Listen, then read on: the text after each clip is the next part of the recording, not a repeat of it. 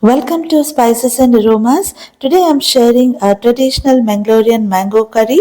In this video, I'll show you two delicious versions of the same curry, one made with roasted masala and other with unroasted masala.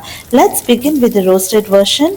Heat 2 tablespoons of oil in a pan, add 1 sliced onion and saute until it turns lightly soft, and then add 3 crushed garlic cloves and fry for a minute.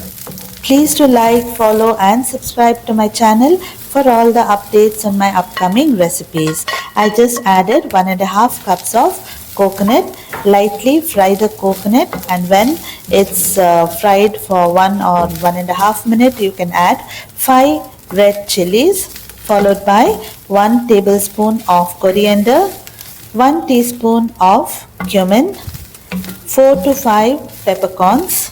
Fry for a while and finally add 1 teaspoon of mustard seeds. The clip of adding mustard seeds is missing, but please don't skip it. Add the mustard seeds at the end of the roasting, just before switching off the flame.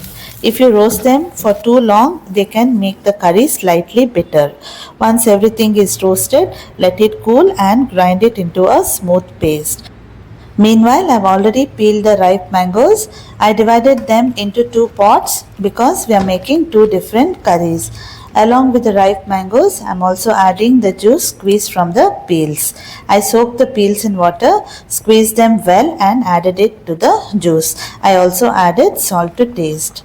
Let the mangoes cook for about 5 minutes, then add the ground roasted masala. Let the curry come to one boil and then add 2 tablespoons of jaggery. You can prepare the curry without roasting the masala, just by grinding the raw ingredients. So you can try different versions of this recipe.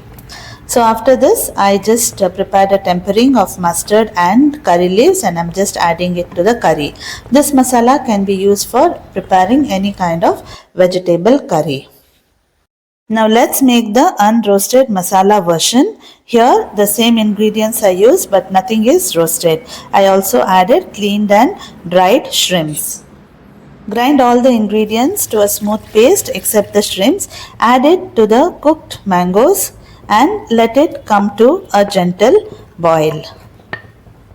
In this version, I am not adding jaggery since I am adding the dry shrimps.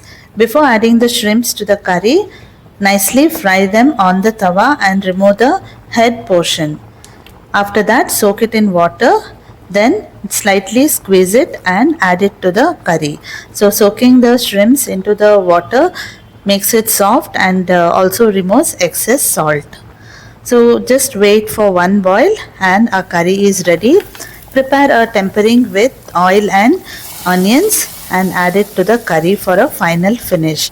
I hope you all enjoyed watching the traditional mango curry with 2 versions. So do try the recipes and let me know in comments. I will be back with you with more new recipes. Until we meet next time, I wish you happy cooking.